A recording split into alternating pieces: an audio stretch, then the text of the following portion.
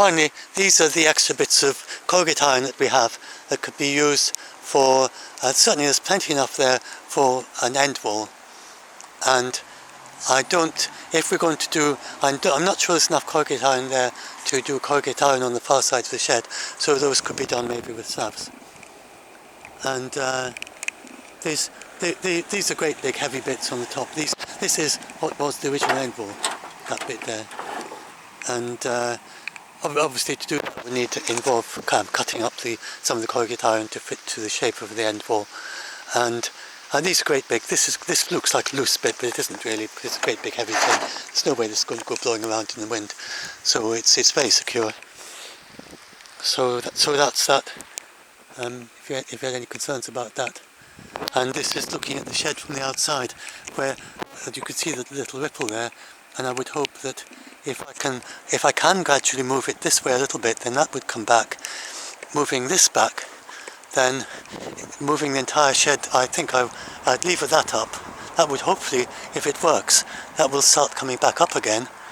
And then at the same time, I would have to lever the bottom of the end bit of corrugated iron there, because otherwise it could cause quite a bit of more tearing up at the top there.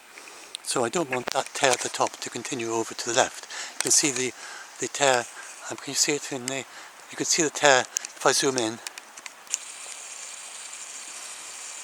That tear up there. Then as I am working on the shed up there, and if I start moving it back again, that could easily lead to that tear extending and then that entire bit just falling off.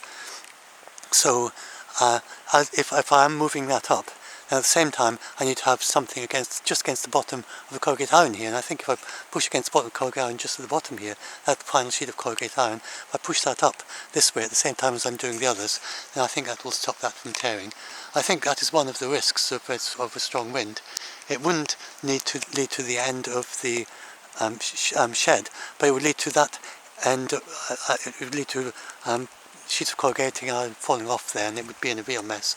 So I think we need to stop that tear from going any further as well. So I think part of the stabilising of this should involve